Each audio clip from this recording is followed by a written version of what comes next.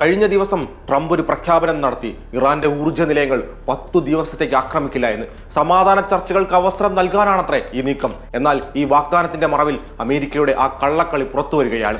ഒരു വശത്ത് സമാധാനം സംസാരിക്കുമ്പോൾ മറുവശത്ത് 10,000-ഓളം അമേരിക്കൻ സൈനികരെ പശ്ചിമേഷ്യയിലേക്ക് അധികമായി അയച്ചുകൊണ്ടിരിക്കുന്നു. വാൾസ്ട്രീറ്റ് ജേർണൽ റിപ്പോർട്ട് ചെയ്യുന്നത് പ്രകാരം ഈ 10 ദിവസത്തെ വെടിനിർത്തൽ ഒരു യുദ്ധത്തിനുള്ള മുന്നൊരുക്കങ്ങൾ പൂർത്തിയാക്കാനുള്ള സമയം കണ്ടെത്താനാണെന്നാണ്. അതെ, ഇതാണ് ട്രംപിന്റെ യഥാർത്ഥ സമാധാനം. അമേരിക്കൻ പ്രസിഡന്റ് ഡൊണാൾഡ് ട്രംപിന്റെ ചതിയുടെയും ദുരൂഹതയുടെയും നീക്കങ്ങൾ ഈ സംഘർഷത്തെ കൂടുതൽ വഷളാക്കിയിരിക്കുകയാണ് കേട്ടോ ഇപ്പോൾ. പക്ഷേ അമേരിക്കയുടെ ഈ ഇരട്ടത്താപ്പ് ഇറാൻ കൃത്യമായി മനസ്സിലാക്കിയിട്ടുമുണ്ട്.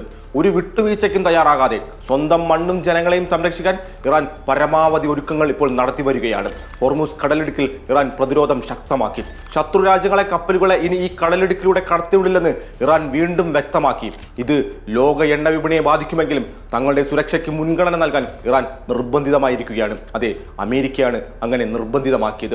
ഇറാനിലെ ഗ്രൗണ്ട് ഫോഴ്സ് കമാൻഡർ വ്യക്തമാക്കിയതുപോലെ കരയുദ്ധത്തിനിറങ്ങിയാൽ ശത്രു നൽകേണ്ടി വരുന്ന വില വലുതു തന്നെയായിരിക്കും. അമേരിക്കയുടെ ഈ ചതിയുടെ നീക്കങ്ങൾക്ക് കൂട്ടായി ഇസ്രായേലും രംഗത്തുണ്ട്. അതെപ്പോഴും അങ്ങനെ തന്നെ ആയിരിക്കുമല്ലോ.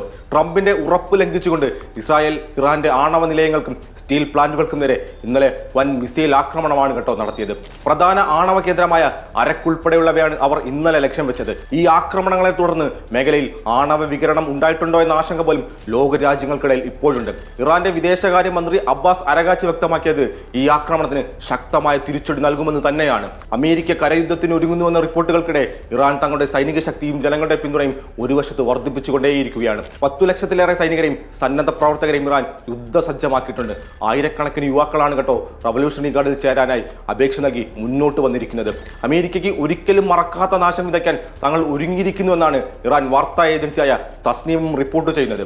അമേരിക്ക പാകിസ്ഥാനെ മധ്യസ്ഥനാക്കി 15 നിർദ്ദേശങ്ങൾ ഇറാന് കൈമാറിയിട്ടുണ്ട്. എന്നാൽ ഇവ സ്വീകാര്യമല്ലെന്ന് ഇറാൻ വ്യക്തമാക്കിയിരിക്കുകയാണ്. ഏകപക്ഷീയമായ നീക്കങ്ങളായതുകൊണ്ടാണ് കേട്ടോ ഇറാൻ അവ അംഗീകരിക്കാത്തതും തള്ളിക്കളഞ്ഞതും. സമാധാനപരമായ പരിഹാരത്തിന് ഇറാൻ, ഈജിപ്ത്, തുർക്കി തുടങ്ങിയ രാജ്യങ്ങൾ വഴി ശ്രമങ്ങൾ നടത്തുന്നുണ്ടെങ്കിലും അമേരിക്കയുടെയും ഇസ്രായേലിന്റെയും പുതിയ നീക്കങ്ങൾ ഈ ശ്രമങ്ങളെ അപ്പാടെ തകർക്കുന്നതാണ്. ചതിയുടെയും വഞ്ചനയുടെയും നീക്കങ്ങൾക്കിടയിൽ ഇറാൻ തങ്ങളുടെ അഭിമാനവും പരമാധികാരവും സംരക്ഷിക്കാൻ കരുത്തോടെ ഉറച്ചുനിന്നു തന്നെയാണ് ഇപ്പോഴും പോരാടിക്കൊണ്ടേയിരിക്കുന്നത്.